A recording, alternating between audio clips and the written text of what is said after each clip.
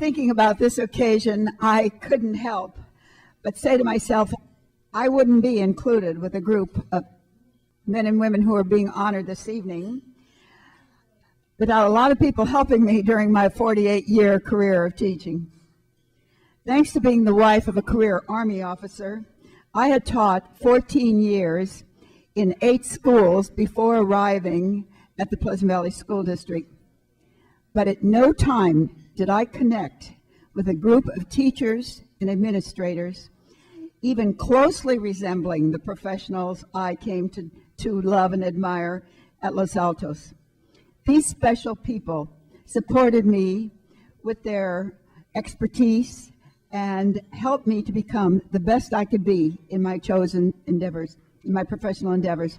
Milo Spracklin was my first principal, and he was so positive and supportive. I immediately felt welcome. I'll never forget the class that Mary Oliver, who was our English department chair, asked me to teach. It had been about 6 years since I had taught English grammar, and Mary decided she had the perfect class for me, the gifted class. Okay, can you imagine daily facing these students who I'm sure I thought remembered more about English grammar than I did every day? Well, do you know what? I found out I knew more than they did, and I remembered more than they remembered, and they knew less than they thought they did, so things weren't so bad after all. The Los Altos staff trusted me and supported me, especially when I was running one of the Pleasant Valley School District speech tournaments, the league tournaments, or when I took over the leadership of the school improvement program, or when my speech kids were running a 2-day holiday boutique, or when we were doing a speak-a-thon from 8 a.m. to 10 p.m. I remember how the new teachers on staff looked when I explained that for the next 3 afternoons, there will be approximately 1,000 elementary youngsters coming in through our classrooms to deliver their speeches. And the whole affair will be run by 12 and 13-year-olds. And they did a wonderful job. As the school improvement coordinator, the day that I suggested to the staff that it would be nice if each teacher would develop an elective which we could run on a weekly basis to make the kids at Los Altos really excited about being there. Well, I knew I could count on them.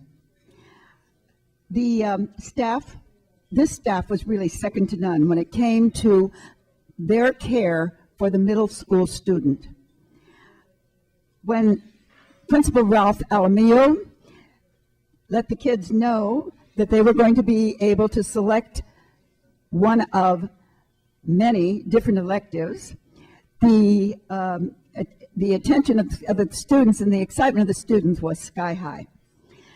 Just think, they had the opportunity to sign up for such things as West Coast swing classes, journalism, tennis, special cooking, gymnasium, nature classes, calligraphy, and the list went on.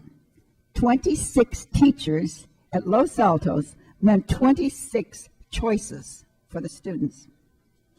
It may be surprising that I never really had any early desire to be a teacher. I was 16 when I started classes at a lovely little private girls' school in Belleville, Illinois. Most of my classmates were from Chicago, and they were especially interested in the medical field. Actually, just the mention of pressure points in a first aid class brought me to my knees, so I knew that medicine was not for me. Those years, there weren't very many choices. That's a long time ago, of course. There weren't very many choices for careers for women. However, my dad felt that I should be in business. And so I started a college business course, and I got the first D I had ever had in school. So I decided that business was not for me either. My great aunt was a teacher principal, And she had told me that, I just said, well, maybe teaching. My great aunt told me that this was very serious business. How right she was. She told me that I could not consider myself to be a real teacher until I had had 5 successful years in a classroom. I didn't let her down. By the way, I was 4 years older and 6 inches shorter than most of my students my first year. After the 5 years of teaching, Lieutenant Richard Bjork and I went to Germany. That was our assignment for 3 years. And 3 years and thousands of miles and 3 babies, I was back in the classroom in Wertheim, Germany, actually. I had the opportunity to do some theater teaching, and then I discovered my real passion. I wish my dad could be here with me tonight. You see, he was a Cardinal fan, and he certainly could relate to this Hall of Fame.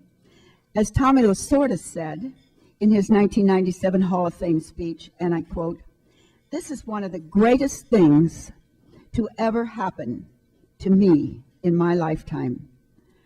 I've been fortunate enough to win many awards, but they come and go. But the Hall of Fame is eternity, and I thank God for it," unquote. Personally, I too thank God. I thank my parents, my family, my teachers, administrators, the people who supported me along the way. A special thanks, of course, to Darren Parent and the committee that worked with him. We all appreciate him so much. And my thanks to my former students who came this evening to support me. I really appreciate them. Thank you for this honor.